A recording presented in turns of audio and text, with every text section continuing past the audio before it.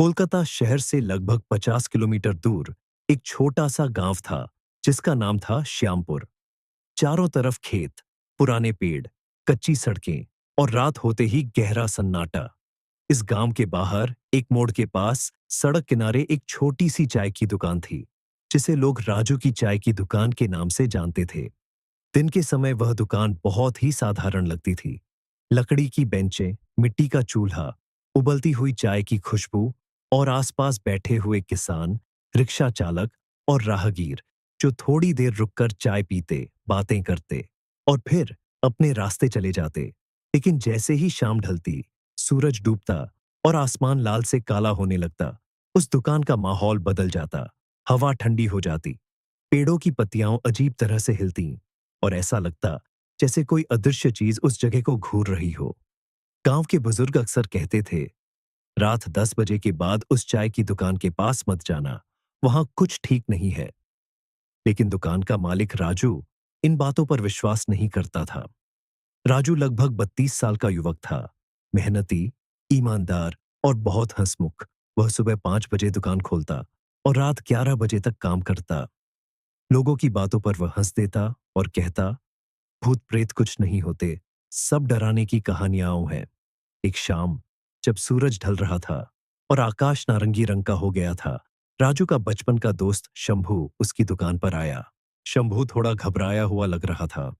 वह धीरे से बोला, राजू, एक बात कहूं, बुरा मत मानना, रात को दुकान जल्दी बंद कर दिया कर।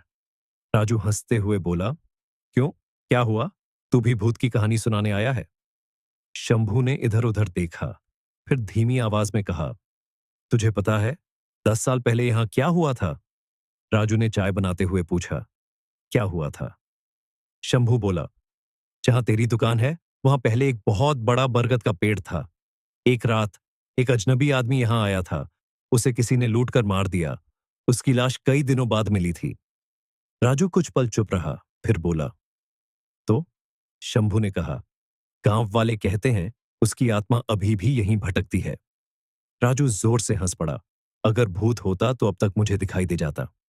रात धीरे धीरे गहराने लगी। ग्राहक एक एक करके चले गए। सड़क सुनसान हो गई। दूर कहीं कुत्ते भौंक रहे थे।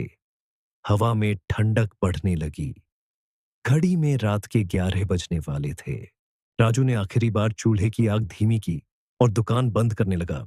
तभी पीछे से एक आवाज आई, एक कप चाय मिल सकती है? आवाज बहुत धीमी थी लेकिन साफ सुनाई दी। राजू ने मुड़कर देखा। दुकान के सामने एक आदमी खड़ा था। उसने काला कोट पहना हुआ था, सिर थोड़ा झुका हुआ, चेहरा छाया में छिपा हुआ। राजू ने कहा, इतनी रात को चाय? आदमी धीरे से बोला, हाँ, बहुत ठंड लग रही है। राजू ने कंधे उचकाए और चाय बनाना शुरू कर दिया। चाय उबलने लगी, भाप उठने लगी, लेकिन राजू को अजीब लग रहा था। वह आदमी बिल्कुल स्थिर खड़ा था, जैसे कोई मूर्ति। राजू ने चाय कप में डाली और उसकी तरफ बढ़ाई। लो, गरम चाय। आदमी ने कप ले लिया, लेकिन उसने चाय पी नहीं, बस कप को हाथ में पकड़े रहा। कुछ सेकंड बीते, फिर वह आदमी बोला, यह जगह बहुत पुरानी है ना? राजू बोला, हाँ, शायद। आदमी फिर बोला, तुम्हें पता है यहां पहले क्या हुआ था? राजू ने कहा, हाँ, सुना है, कोई आदमी मारा गया था। अचानक वह आदमी धीरे से हंसने लगा। वह हंसी बहुत अजीब थी, ठंडी, डरावनी। राजू के शरीर में सिहरन दौड़ गई। आदमी ने धीरे से सिर उठाया। अब उसका चेहरा दिख रहा था। उसकी आंखें बिल्कुल सफेद थीं, जैसे उनमें पुतली ही न हो, और उसके गाल पर गहरा घाव था। राजू का दिल जोर से धड़कने लगा। वह घबराकर बोला, आप कौन हैं? आदमी ने धीमी आवाज में कहा, मैं वही हूं जिसे यहां मारा गया था। राजू के हाथ से चाय का दूसरा कप गिर गया। हवा अचानक तेज चलने लगी। दुकान की टिन की छत हिलने लगी। लाइट झिलमिलाने लगी। आदमी धीरे धीरे आगे बढ़ने लगा, लेकिन उसके कदम जमीन को छू नहीं रहे थे। वह हवा में तैर रहा था। राजू पीछे हट गया। उसकी सांस तेज हो गई। वह चिल्लाया, तुम इंसान नहीं हो। आदमी फुसफुसाया, मैं हर रात यहां आता हूं अपनी आखिरी चाय पीने। फिर अचानक दुकान की लाइट बंद हो गई। पूरा अंधेरा छा गया। राजू को कुछ दिखाई नहीं दे रहा था, लेकिन वह आवाजें सुन सकता था। चम्मच से कप हिलाने की आवाज, चाय की हल्की खुशबू और फिर वही ठंडी आवाज, चाय बहुत अच्छी है। राजू डर के मारे भाग पड़ा। वह दौड़ता रहा, पीछे मुड़कर देखने की हिम्मत नहीं हुई। अगली सुबह गांव वाले जब उस रास्ते से गुजरे, उन्होंने देखा कि दुकान बंद है।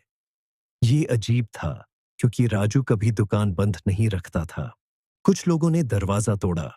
दुकान के अंदर सब कुछ सामान्य था। चूल्हा ठंडा था, लेकिन मेज पर एक कप रखा था। उस कप से अभी भी हल्की भाप उठ रही थी। और राजू, वह कहीं नहीं था।